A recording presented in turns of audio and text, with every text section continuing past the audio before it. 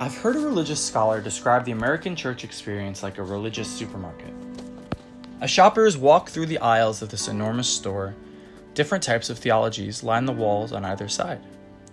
Shoppers can see Black liberation theology, they can look through sections on Asian theology or feminist theology, whatever they'd like.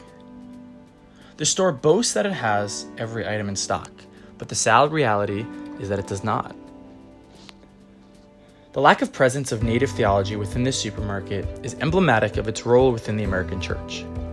As shoppers walk through the store, they hardly notice that native theology is missing. Creation through a native perspective is extremely important because of its distinctiveness to its American Christianity's counterpart. A focus on creation and the Creator is actually a central focus within native theology. Native theology has often been cast in a negative light. Some have seen it as pagan, others as syncretistic, while others have simply called it antithetical to the quote, true gospel. However, a closer look at creation from this context could help us learn more about the Creator God that we each love and serve. It could help us understand the doctrine of creation in an entirely new light. And it could help us open our eyes to the way the world around us sees and knows the living God.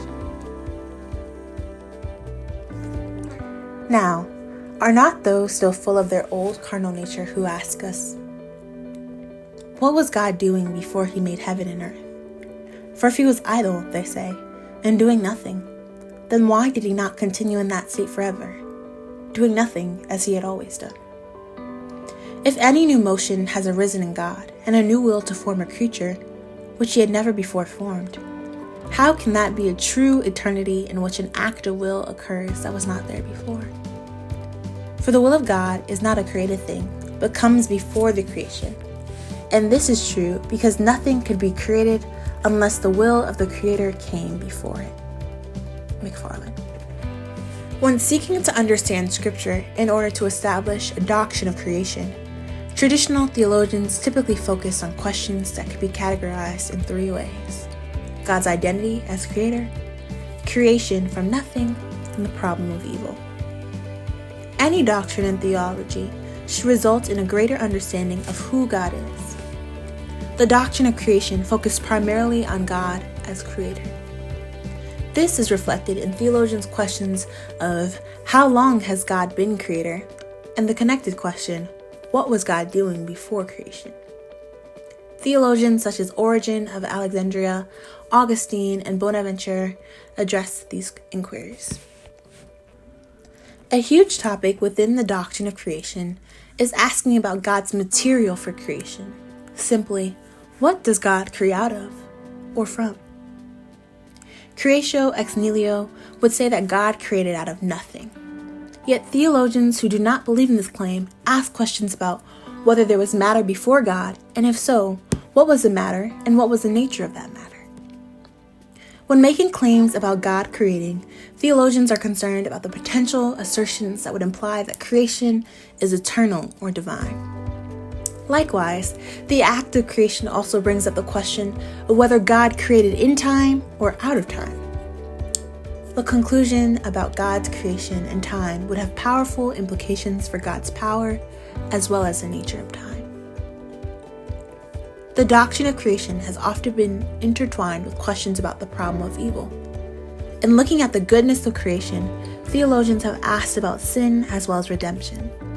Some have even asked if creation was originally created by God as fully good, or if its goodness was either absent at the beginning or something to be attained fully in the long term.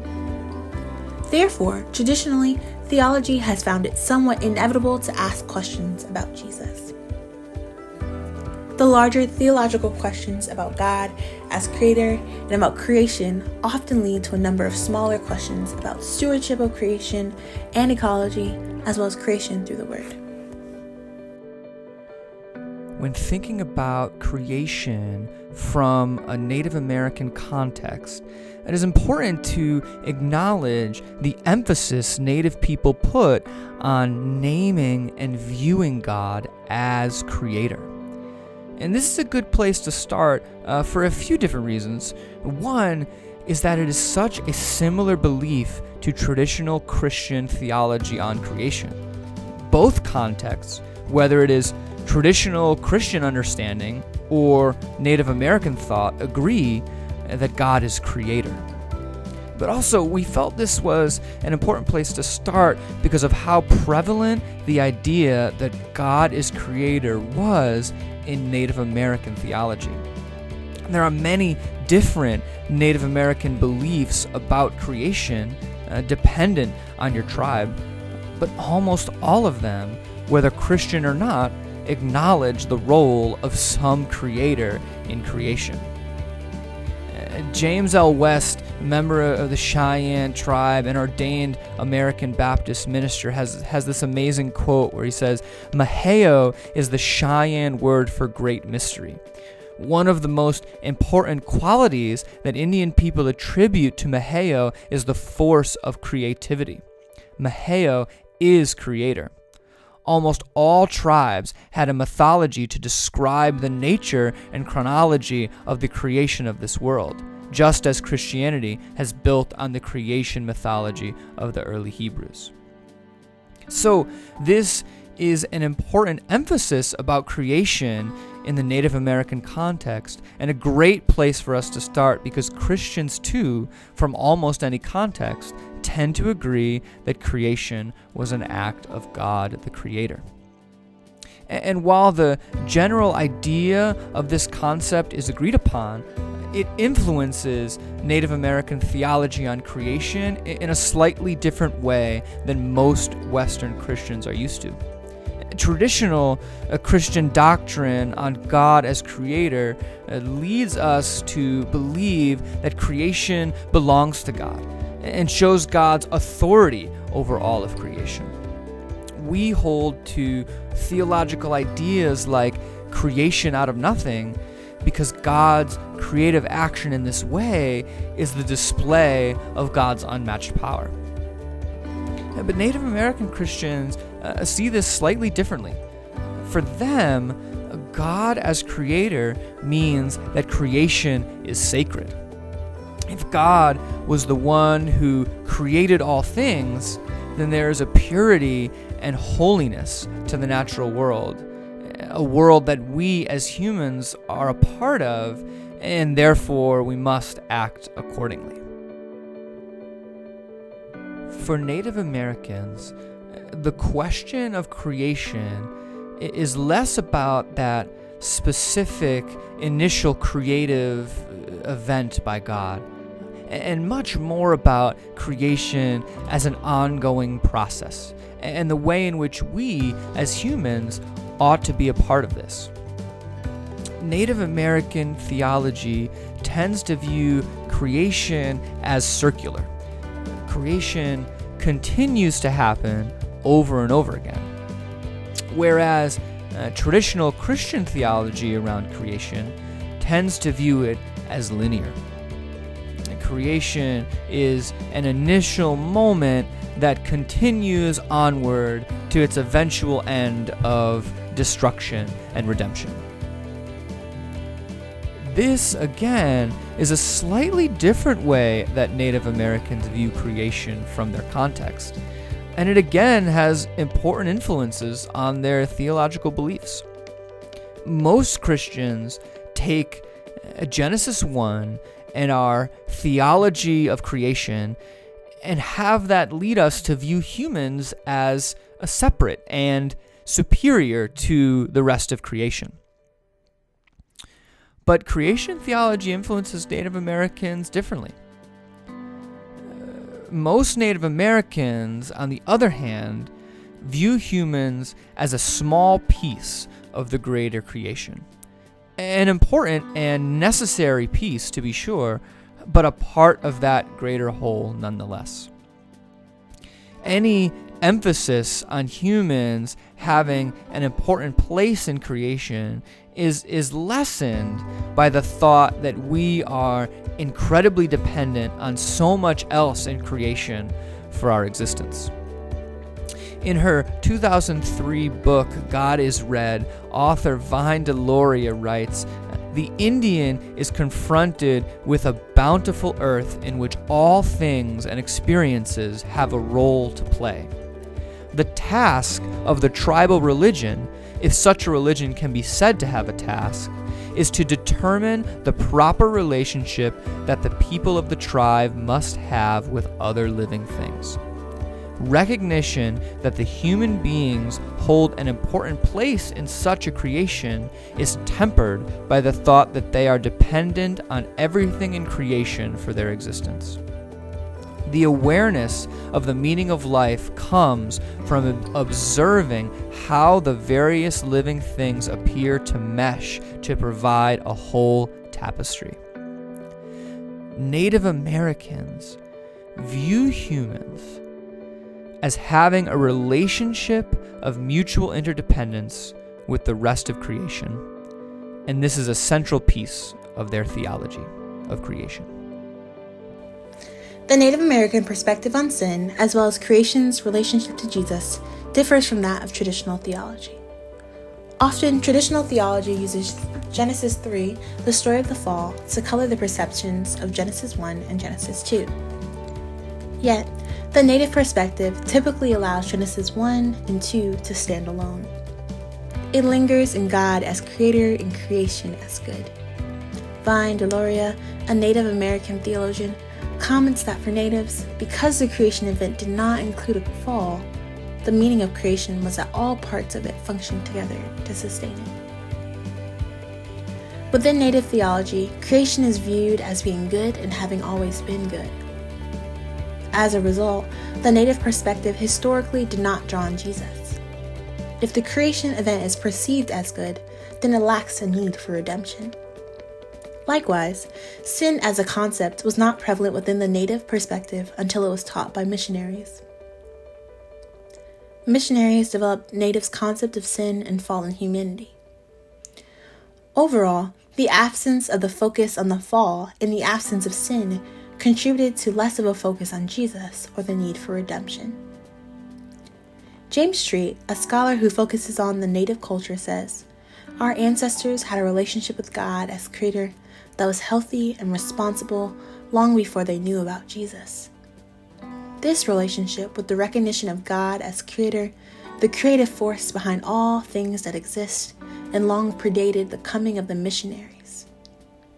In that relationship, the people saw themselves as participants within creation as a whole, as a part of creation." Street.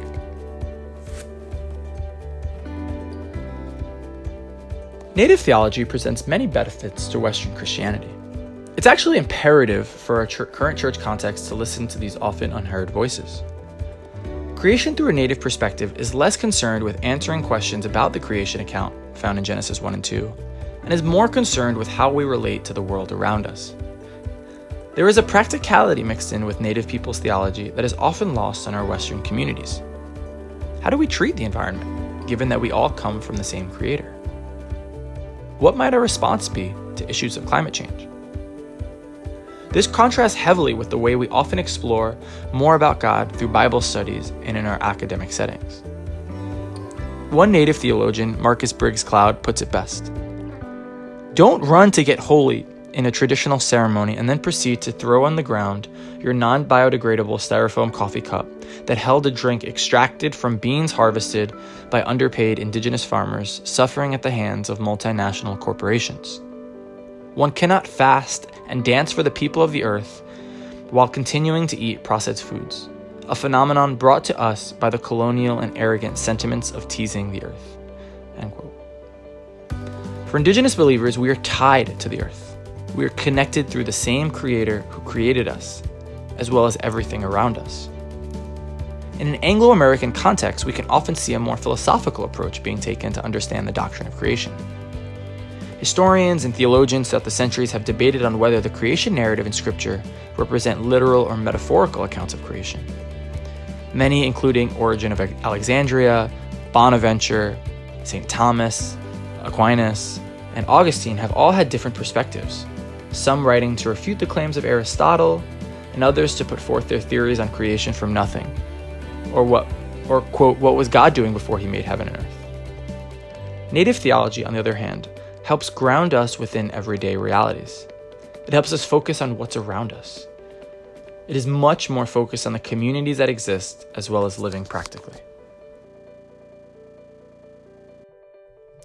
One of the biggest benefits that native theology of creation could have on the Western Church is its emphasis on ecology and stewardship. Native theology of creation as a larger whole that humans are a part of leads them to emphasize environmentalism as an essential outward expression of their faith.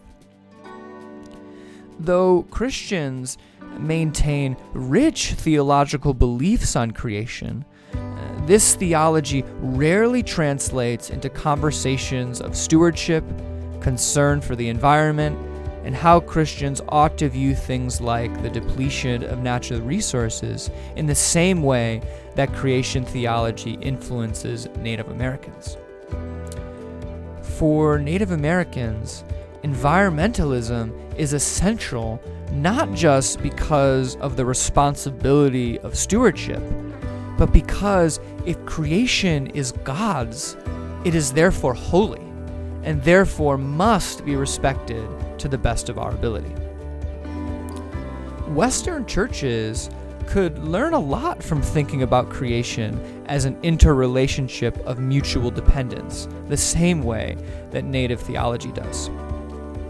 Native author Richard Twiss, back in the year 2000, emphasized the urgency for the larger church to learn from Native American theology on this issue. He wrote, "I venture to state that the Native American perspective is much closer to the ancient Hebrew understanding of creation and is a much more holistic and integrated view. Should the Lord not return soon, the church will surely have to think through these environmental issues if our children and grandchildren are to survive another 100 or more years." The conversation of ecology is only getting louder, and Christians can learn from Native American views of creation to gain a better awareness of how our understanding of God as creator ought to influence our ecological practices. By sitting at the feet of Native people, the Western Church could gain a fuller understanding of God as creator. The Native perspective expands the view of the Trinity. It declares that Genesis goes beyond Jesus coming as a result of Genesis 3 and providing a way for redemption. In sitting in Genesis 1 and Genesis 2, the Western Church can come to experience more depth by lingering just within those chapters rather than jumping to Genesis 3. The Native perspective has shaped so much of their conceptualization of God as well as relationship with God beyond Genesis 3. And thus, perhaps the Western Church too could come to taste and see the goodness that the Natives do as they look closer or perhaps look differently at the God as creator presented within the first two chapters. Likewise, the differences in Natives' Christology could contribute to and thereby mold the Western Church's Christology.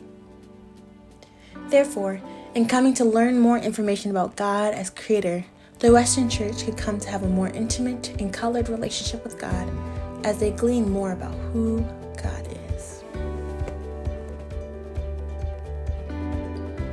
Another place our Western Church can benefit is in its exegesis of Scripture.